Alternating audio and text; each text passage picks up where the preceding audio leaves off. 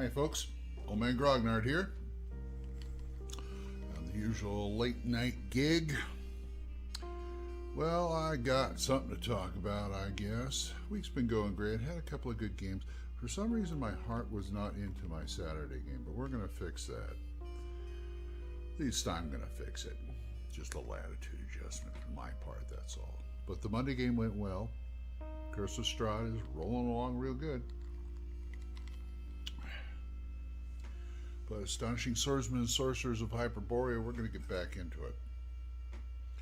Anyway, before I start talking, I got an email. Again, from Darren Lord. And he says, hello again.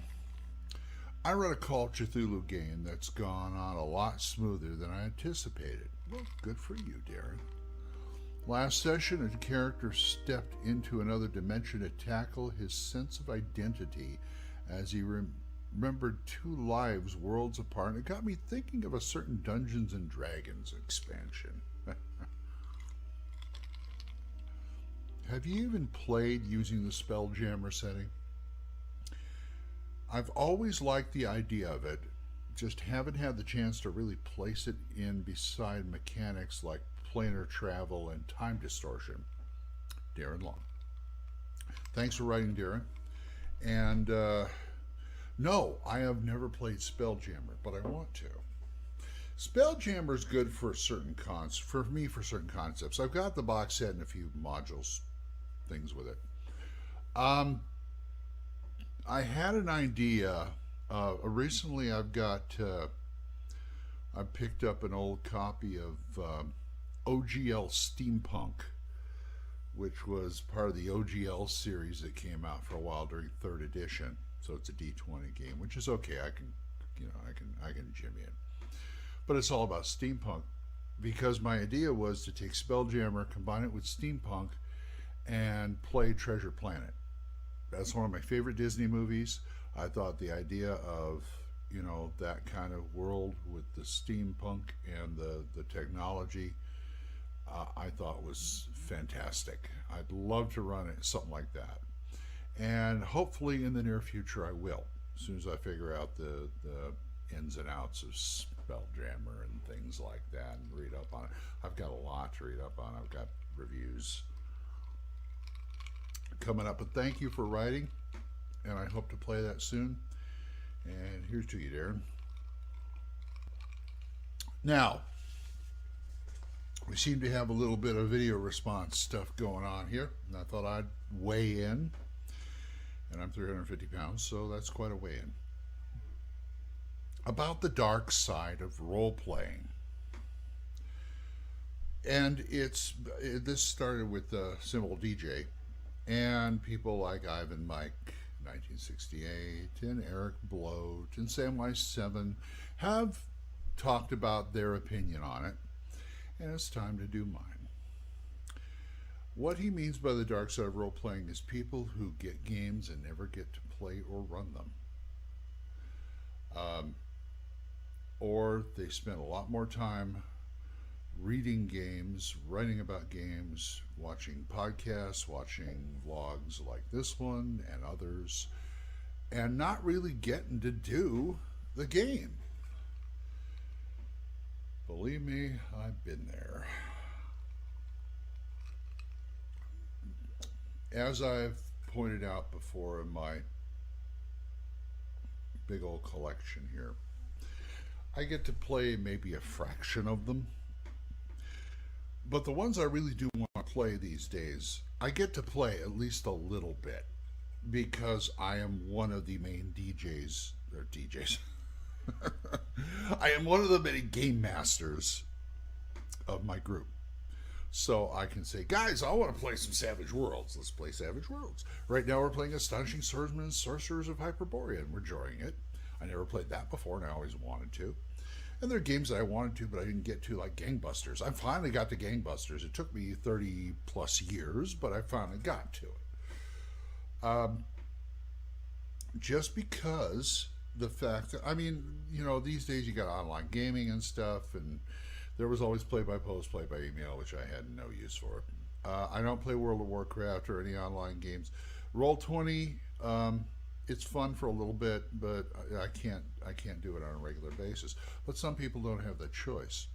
I mean, I think Flying Buffalo was smart with Tunnels and Trolls because that lends itself quite well to solo play if you want to play with yourself. Insert joke here. But some people, that's all they have.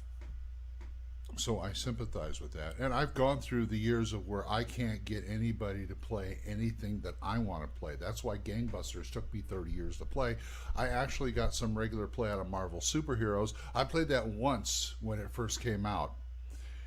And I ran it, and nobody liked it because they were all too deep into Champions to appreciate it. Which, okay. All right. You know, once you do something like Point Buy and you're really into it, it's hard to go back with, especially with supers, with a class and level system. But anyway, every time I brought up a game, it's like, no, let's just go play Champions. Let's just go play D&D. You know, the group I had back in the day, and here's another thing. Some groups tend to get in ruts. And they only want to play what the group is playing that has been playing for a long time. That is one of the big reasons I started to go to conventions, because I wanted to play other games that nobody else wanted to play. I mean, there were games that I wouldn't play either. I mean, I played my share of Traveler, but I really didn't like doing it. There's, RuneQuest I had no use for. Any of their tactical stuff like Warhammer. Played fantasy role play. It was fun for a while, but fantasy battle or 40K I had no use for. World of Darkness, yeah, Rifts, nah. So there's also that, and I call this my research library because when I started doing podcasts, it gave me a great excuse to collect games. And someday I'll be able to play a lot of them. Now, when I say collection, I call it a working collection. There are, and I'm not gonna lie, there are a few games up there that I don't think I'll ever play, but I got because I wanted them and I wanted to read them and I wanted to see what they were all about. I don't know if I'd be selling them or anything like that, but they're nice to have.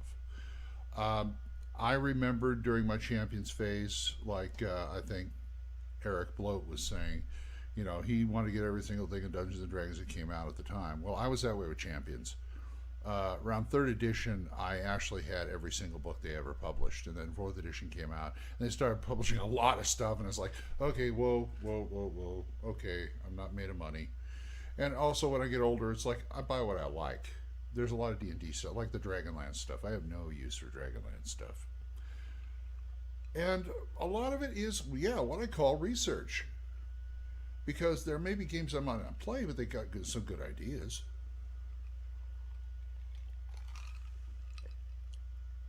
As I've said before in other podcasts, my philosophy is you can get something out of any game book. You can get at least a little nugget of an idea that would be worth pursuing. That's how house rules are made. Even 5th edition, I've come away with a couple of things that I want to grab. I'm sure maybe 4th edition, if I'd ever looked at it, may find some stuff. There's just, and I've been there. I've done that where nobody wants to play the game I want to play. And also, I think this goes for every game master out there. There's a lot of games that I have ran that I didn't want to run, and let me explain that. What I mean is,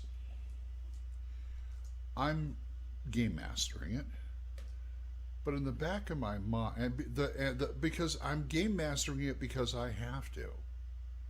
Because nobody else, either they don't have the books or they don't have the inclination to game master it. So, like Gangbusters or things like that.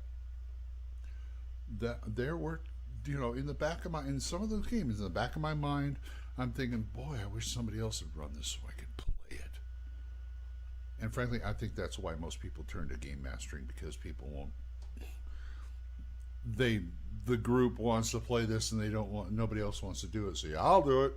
But you have a new game that nobody cares to look at until you say, okay, I'll run it. How about that? So it's kind of like a game master by default. So that's pretty much my stance on it. I've been there, done that, and yeah, if you want to call it the dark side of the hobby, I guess it is. But at least you got a lot of good reading material, and you got a lot of things to watch and listen to, podcasts, vlogs, whatever you want. And there's just a wealth of information out there that you can watch. And I always encourage people, if they can play, whether they're GMing or playing. If you can, do. I'm glad for things like Roll20 now, because there are people out there, and I've lived in places. I lived in Mammoth Lakes for a few months, and there was absolutely no gaming action, period.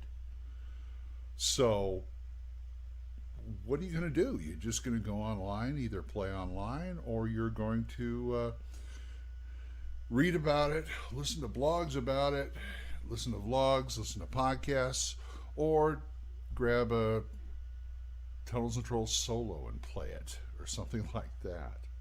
If you have a family who likes it, all the better. But if you're just some dude in a cabin in the woods with his D&D stuff and an internet connection, that's probably as good as it gets. So yeah, there is a dark side to the hobby, but I think people should always work towards actually doing the game, playing the game, in whatever form that takes. Hopefully it's face-to-face at a table, because that's the best. So, go out there and game, and that's pretty much my answer to this. And so I guess that will be it for this time. If you want to talk about this or anything else, oldmangrognard@gmail.com. I'm still here. I'm willing to talk. I'm willing to read your email on this show. So until next time, bye-bye.